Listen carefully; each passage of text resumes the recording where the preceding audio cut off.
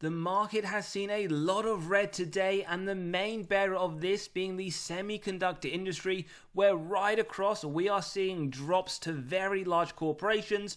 And what's interesting to note is that we did expect this to happen with volatility coming with earnings season, and we were looking in particular to ASML that were reporting tomorrow morning before the market. But we got a surprise where in fact they did release their earnings a day earlier, and we're going to take a look at this. It was not good news, and not good news by a very large margin. In fact, we can see this is how the market has now reacted. It is down around 16.5%.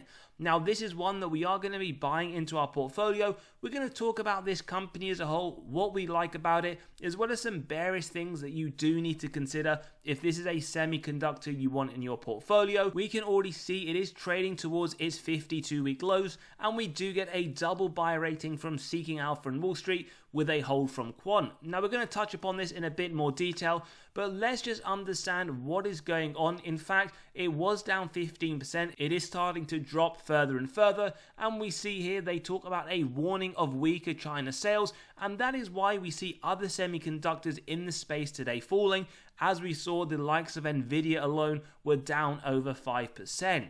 Now, what they've talked about is their net sales for 2025 to come in around 30 to 35 billion euros, and we do note this is at the lower half of the range that they had previously provided, which isn't really a good look. As we know, the market wants to see at a bare minimum the upper end of what these companies are guiding for, or in an ideal scenario to in fact raise their guidance. We also have the CFO here talk about that China is expected to account for around 20% of their total revenue, and that is a massive drop from the 49% that they had in fact discussed not too long ago. So not great news if we're being completely honest with this semiconductor industry, and we really want to point out today that in fact their net bookings, which has typically been very large, which continues to increase, is only 2.6 billion for the quarter. As we can see, that is significantly lower than the 5.6 billion euros that the market was hoping to be. And whilst they do talk about upside in AI, they are now anticipating this to take even longer to recover than what they'd expected. As we can see in their own words, a more gradual than previously expected. So let's get back to the historical performance. As we can see, this company is up around 21% over the last 12 months. And over the last 10 years, this has significantly outperformed the S&P, up 686%. Right now, though, it is quite some way away from its all-time highs of around $1,100. It does also pay a yield, which we will discuss, 0.8%, and it does have a fairly high forward PE, but again, we will take a look at this with the revised numbers after the big drop that we are seeing today. Now, in terms of how they've historically been in the earnings front, we do notice that the last 4 quarters they had beaten by quite a large margin, which is why there is a lot of disappointment in the market today. And we do note moving forwards in the next few quarters, this is a company that still expects to grow at a double-digit rate, although this news will really dampen the market overall and the expectation of whether or not they can sustain some of these numbers they are predicting. Earnings per share, well, next full year at 31.48 does mean that their forward P will come down to below 28. Will depend again whether or not you believe it does deserve a premium. S&P right now, remember, is trading around 24. So let's take a look at some of the underlying metrics. First thing to note, dividend safety score at 82 does indicate very safe. We're going to take a look at dividend yield theory, but based on the forward P right now, we get a massive undervaluation signal, which we will discuss. And we want to flag here, they did increase their dividend in July this year, 4.8%, so only marginally higher than the inflation rate. And as we will come to show you, they have historically grown this at a very rapid rate. Now, it was reaffirmed dividend safety score a few months ago, ultimately meaning ASML has a very small chance that they will cut their dividend. And when we look at the key metrics, what this refers to is effectively the 07-09 Great Recession. They actually cut the dividend, so just bear that in mind. They had below average growth, negative 56%, and they also had pretty much near in line with the S&P, a negative 55% return. Now, dividend growth, already mentioned, very poor increase this year, mainly because over the last 5 and the last 10 years, they have been increasing these dividends at that massive double-digit rate. We also want to point out though they have been increasing those dividends for the last 14 years. Now, as we mentioned, based on the forward PE, this does look to be severely undervalued, and when we take a look just over the last 12 months, this company has fluctuated massively from being overvalued to undervalued. Essentially, the blue tunnel here is the expected fair value. Right now, though, for the first time over the last 12 months, we are seeing signs of extreme undervaluation. Remember, though, we are going to look at our own valuation model shortly. And when we look at dividend yield theory, remember this tells us a company is undervalued when the current yield sits above the 5-year average. We have another sign of undervaluation here, as well as another sign of undervaluation with the forward P now 27.3, sitting below the 5-year of 34.1. We also note it is pretty much in line with the information technology sector as a whole at 27.4, but as we said, we're not looking at any one of these models in isolation. We will conclude towards the end. Now, typically on this channel, we focus on free cash flow data rather than earnings, which is susceptible to manipulation by management through accounting, and we want to see below 50% for this metric. We get that pretty much every single year, bar 2023 at 74%, which is fairly high for this company, but remember they did offer a very mediocre dividend, so that does make sense for the year. What's nice to note, over the next 12 months, they are expecting this to come down to 13%, so we do anticipate back to those double-digit increases for ASML. In terms of free cash flow per share, remember consistent increases over the longer term, not something we get, although we do see it increase. This is a fairly cyclical industry, and that is shown through the inconsistent nature of these numbers and the progress. In fact, from the peak of 2021, it has come down over the subsequent 2 years. Nice to see though, over the next 12 months, this number is expected to really shoot up to $22.60 per share. Then we move on to sales growth, 3 to 7%, bare minimum 3-4%, just to keep up in line with inflation. And this is a very strong company. They've been growing their top line sales double digits nearly every single year. We do want to point out though, especially given the more recent quarter and on the trailing 12-month basis, we do anticipate this to be a lot weaker in 2024. From a numerical standpoint though, we can in fact see around 5 times growth over the last 10 years. And what they've also done, although very trivially and inconsistently, returning excess cash through those share buybacks, buying back around 10% of those shares outstanding that we do note in 2014. Always a nice added bonus, especially from this company, which we should say historically has increased those dividends at a double-digit rate. Now, ROIC, 12% or more for this industry. Give us faith, management are able to effectively allocate their capital. Pretty strong every single year. Last 3 years, absolutely phenomenal in the 40s. Trailing 12 month at 40% as well. So this is a very good sign, very attractive for potential investors, as well as those who are considering adding this semiconductor giant to their portfolio.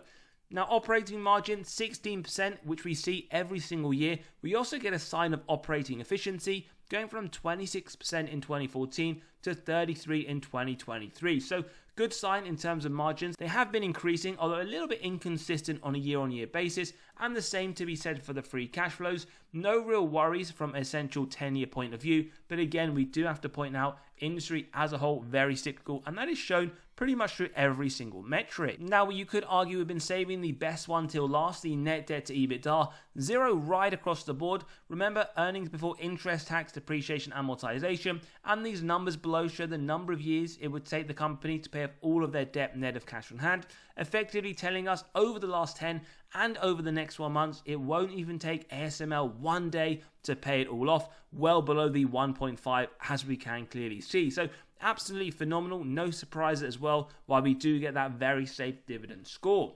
Now, we also want to let you know we have released our latest free weekly article. We drop one every single Monday morning to your inbox where we cover what's happened over the last few days. We also talk about undervalued stocks that we do believe deserve your attention. So click on the pinned comment below, sign up, and you can read straight away. You will also be able to gain access to 36 undervalued stocks for the month of October. We run through a lot of information, talk about the upside we see in each one based on Wall Street, and also flag those that sit within our own portfolio. And for this month of October, you can also grab a 22 dividend spreadsheet that runs through those that have the most upside according to Wall Street. So as we said, click on the pinned comment below and you can sign up and read straight away. We also like to look at the institutions where they have 26% ownership. Now we see around 4.6 billion worth of sales over the last year. We do note around double the amount of buyers at 8 billion over the same time frame, and we see in quarter 3 and quarter 2 and quarter 1, so every single quarter this year, institutions have been buying more than they have been selling. So clearly they are very bullish on ASML, and whilst we should do our own due diligence, we are noticing a theme right across the board today. So let's go back to essentially the income statement. We did cover their top line revenue, where we essentially said it has been growing very consistently over the long term, nearly double digit every single year. In fact, 7 billion 10 years ago to 30 billion in 2023. Point here is though that we want to highlight their bottom line net income. What story does it tell us? And it pretty much follows the trend of their top line, which is great to see. Consistent growth year on year, going from 1.7 billion in 2014 to 8.7 in 2023.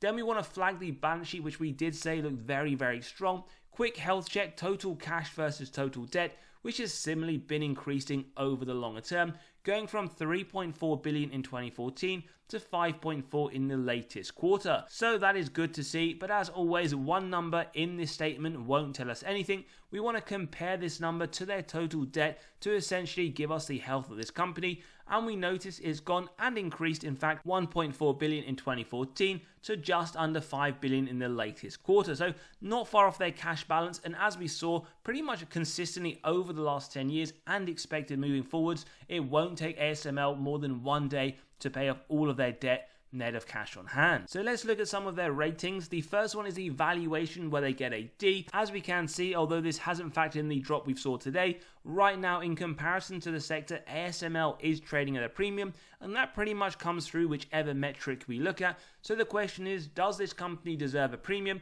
The answer is probably yes. The second question we've got to ask is, how much of a premium does this deserve? And that is what we are going to get to in our valuation. Now, in terms of the growth, A-, we do notice year on year expected a drop of 2%, with the sector median at 3%, so a little bit disappointing to see, although over the next 12 months, double-digit growth versus the mid-single digit at 6% for the sector overall. And the one thing we do like about this company is the EPS anticipated growth over the next 5 years, 22% versus the sector of 15%. We then move on to their profitability, where they get an A+, always great to see. 52% gross margin, not far off the 50% of the sector. Bottom line, 27%, significantly better than the sector at 3.8%. We also note their cash from operations looking very, very strong, 5.4 billion versus the 96 million from the overall sector. Now, quick recap for this part of the analysis: a double buy from Seeking Alpha and Wall Street, a hold from Quant, D on valuation, A- on growth, and an A+ on profitability. Now, final steps before we jump into essentially the valuation model, we just want to flag how well they've done in comparison to others and see if we can comment on the overall industry. So we have Applied Materials, KLA Corporations, Lam Research, as well as a few known others. And we do notice, in terms of reinvesting those dividends, ASML right now, given the drop, is essentially trading at the lower end, up still 20%. Then over the last 5 years, when we do take a look, they are in the midpoint, up 182%, which is still very strong over the last few years.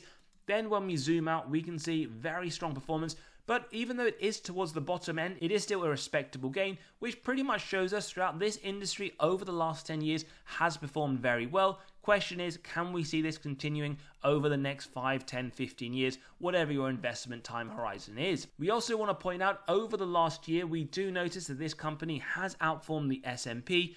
Over the last 5 years, again, the same story to be told, and the same again over the last 10. Question, like we just said, do we believe they can continue the very strong run they've had, as past performance isn't an indicator of the future?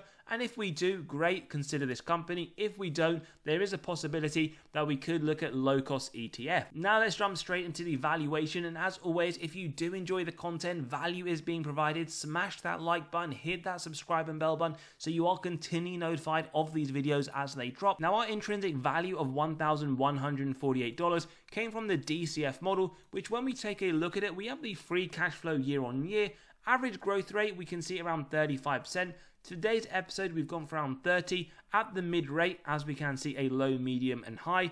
With the discount rate of 8%, we got the present value of future free cash flows and terminal value, add together with the cash, subtract total debt, get the equity value, divide by shares outstanding, and as we can see today, around 36% upside with a value of $1,148. Now these numbers are subjective and you can grab a copy of this model by clicking on the pinned comment below, where you can run your own numbers through, whether it's for ASML or any others. Full transparency though, for those that believe that is way too high and want to be more conservative, at 25% intrinsic value of $826, indicating 12% upside, and for those that believe it should be significantly high, given the AI revolution we have been told we are entering in, then we can see an intrinsic value just under $1,600, indicating essentially upside of 54%.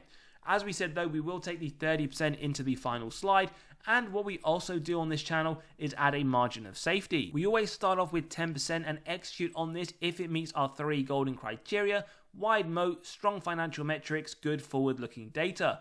If you believe that, in today's episode, we'll buy at $1,033, and then we keep going till it's near the current trading price.